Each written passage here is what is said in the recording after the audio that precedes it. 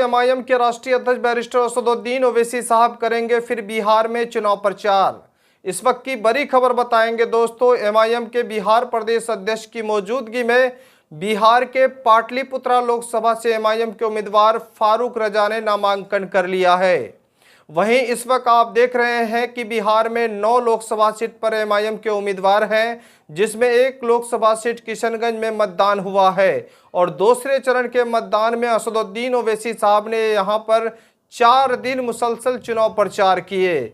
उसके बाद वो फिर हैदराबाद और औरंगाबाद के लिए लौट गए, चूंकि हैदराबाद और औरंगाबाद में चौथे चरण में मतदान होना था।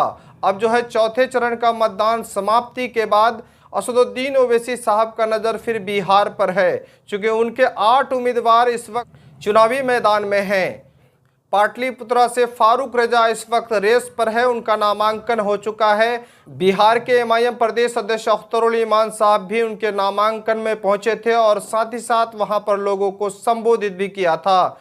चूंकि असदुद्दीन ओवैसी साहब ने अपने चुनाव प्रचार के दौरान कहा था कि लालू प्रसाद यादव ने अख्तरुल ईमान साहब के वोटिंग के दिन एक वीडियो जारी कर कहा था कि किशनगंज लोकसभा से कांग्रेस के उम्मीदवार जावेद को वोट देने के लिए अपील किया था। अब असदुद्दीन ओवैसी साहब अपने बयान में भी कहा है कि उनके गढ़ में खुद वो पहुंचेंगे और चुनाव प्रचार करेंगे, अपने कैंडिडेट को जिताने के लिए वो पूरा प्रयास करेंगे। तो इस वक्त जो है आरजेडी का गढ़ पाटलिपुत्रा लोकसभा है और पाटलिपुत्रा लोकसभा से एमआईएम के उम्मीदवार फारूक रजा है और फारूक रजा का नामांकन हो चुका है। अब असदुद्दीन ओवैसी साहब का बेसब्री से इंतजार है, क्योंकि इस वक्त 8 लोकसभा ऐसे हैं जहां पर एमआईएम के उम्मीदवारों का चुनाव प्रचार जोर पर है और असदुद्दीन ओवैसी साहब की पार्टी के 3 लोकसभा सीट ऐसे हैं जहां पर मेहनत करने से एमआईएम के उम्मीदवार कामयाब हो सकते हैं। राणा रणजीत सिंह का इस वक्त चुनाव प्रचार जोर पर है, जो एमआईएम के उम्मीदवार शिवहर लोकसभा से है। वहीं एमआईएम के उम्मीदवार काराकट से प्रियंका चौधरी का भी जबरदस्त चुनाव प्रचार है और लगातार जो है पाटलिपुत्रा भी अब चर्चे पर है। असदुद्दीन ओवैसी साहब आ सकते हैं और तीनों लोकसभा में वोटरों को साध सकते हैं, यानी मुस्लिम वोटरों को लेकर यहां पर खेला है। और इस वक्त तो आप देख रहे हैं एमआईएम के 2 प्रत्याशी, हिंदू प्रत्याशी काफी रेस पर हैं। राणा रणजीत सिंह को टिकट देकर वहां पर एक मिसाल पेश किए हैं, तो वहीं राणा रणजीत सिंह को लोग अब जीत के नज़रों से देख रहे हैं, यानी जीत को यकीनी बनाने के लिए असदुद्दीन ओवैसी साहब की अब ज़रूरत है।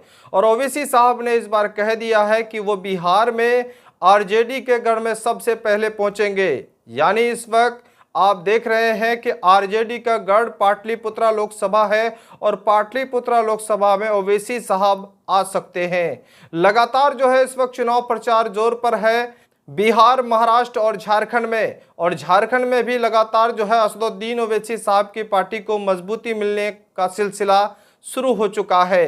कई राजनीतिक पार्टियों के लोग एमआईएम में शामिल हुए हैं और साथ ही साथ एमआईएम के प्रदेश अध्यक्ष मोहम्मद साकिर का कहना है कि 2 लोकसभा सीट पर जो उम्मीदवार उतारे हैं, इस बार दोनों उम्मीदवार की मजबूती के लिए काम किया जा रहा है। और साथ ही साथ उन्होंने ये संकेत दिया है कि एमआईएम जो है इस बार राजमहल के उम्मीदवार जीत सकते हैं। और ख़ास तौर पर इस बार जो है असदुद्दीन ओवैसी साहब ने जितने भी उम्मीदवार खड़ा किए हैं, लगातार ये देख रहे हैं कि बिहार में इस वक्त 4 लोकसभा सीट काफ़ी सुर्खियों पर है और ओवैसी साहब के उम्मीदवार कामयाब हो सकते हैं। उधर महाराष्ट्र की बात करें तो 4 लोकसभा सीट पर उनके उम्मीदवार हैं, 4 में 3 लोकसभा सीट पर जबरदस्त मुकाबला है और इधर झारखंड में 2 लोकसभा सीट पर भी जबरदस्त मुकाबला है। कुल मिलाकर असदुद्दीन ओवैसी साहब इस बार 5 से भी अधिक लोकसभा सीट जीत सकते हैं। इस बार जो है असदुद्दीन ओवैसी साहब सबसे पहले किशनगंज लोकसभा में चुनाव प्रचार किए हैं,